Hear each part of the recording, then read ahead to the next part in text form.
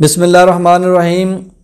सबसे पहले रमज़ान करीम की बहुत बहुत मुबारकबाद पेश करता हूँ और उसके बाद अल्लाह रब्बुल इज़्ज़त से दुआ गो हूँ कि वो हम सब के ऊपर अपना ख़ुसूसी फ़ज़ल व करम फ़रमाए और हमें इस बाबरकत महीने के अंदर बेहतरीन तरीके से इबादत करने की हिम्मत और तौफ़ीक़ अता फ़रमाए।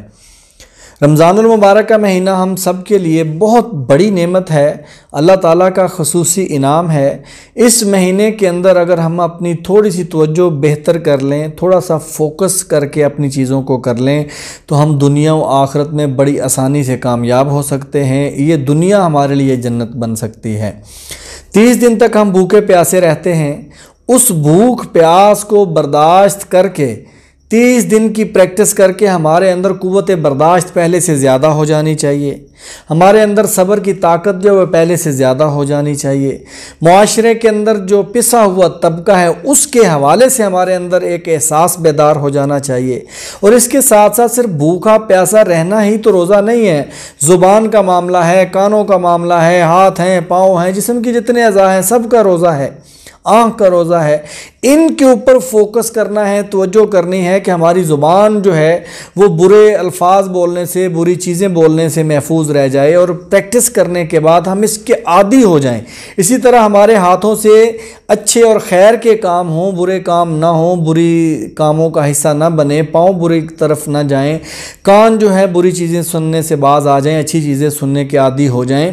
तो ये 30 दिन की प्रैक्टिस होगी, इसको फोकस और तवज्जो से करेंगे तो आने वाले 11 महीने भी ये हमारी आदत होगी और हम बिल्कुल वो इंसान बन जाएंगे जो अल्लाह और अल्लाह के नबी को मतलूब है, जो कुरान को मतलूब है। इसके साथ साथ हम क़यामुल लैल का अहतमाम करते हैं, नमाज को पहले से ज़्यादा बेहतर अंदाज से जो है वो परफॉर्म करते हैं, उसमें खुशू ख़ज़ू को बेहतर करने की कोशिश करें, फोकस करके उसको जो है वो अपनाएँ। और अगर हम ये तवज्जो से करेंगे तो इंशाअल्लाह गैर रमज़ान में भी हमारी यही रूटीन होगी। इसके साथ साथ हम कुरान मजीद की पहले से ज़्यादा तिलावत करते हैं, तो अगर हम उसको तर्जमे और तशरीह के साथ पढ़ेंगे तो वो चीज़ जो अल्लाह ताला कुरान के ज़रिए से हमें सिखाना चाहता है, बताना चाहता है, वो निज़ाम जो अल्लाह ने हमें दिया है उसकी हमें समझ आ जाएगी। हम वो जो कोशिश करना चाह रहे हैं वो बेहतर तरीके से करेंगे। लिहाजा हमें कुरान मजीद को तर्जमे और तशरीह के साथ पढ़ना है और बेहतर तरीके से तवज्जो के साथ पढ़ना है, समझना है। इसी तरह हम सदका खैरात करते हैं, एहतमाम के साथ करते हैं, उसके ऊपर तवज्जो देने की ज़रूरत है और उसको अपनी ज़िंदगी का हिस्सा बनाने की ज़रूरत है।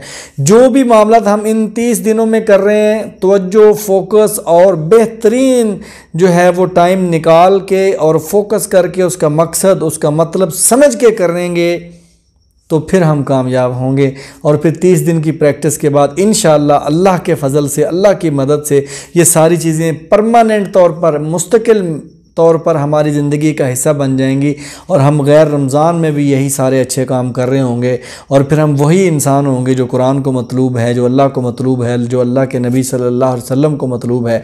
तो इंशाअल्लाह हम दुनिया व आखिरत में सुरखरू हो जाएंगे। अल्लाह ताला से फिर दुआ है कि वो हमें हिम्मत अता फ़रमा दे, ताकत अता फ़रमा दे, वो हमें समझ अता फ़रमा दे कि हम बेहतरीन तरीके से इस रमज़ान करीम को गुजारें और दुनिया व आखिरत की भलाइयाँ जो हैं वो हासिल कर लें। बहुत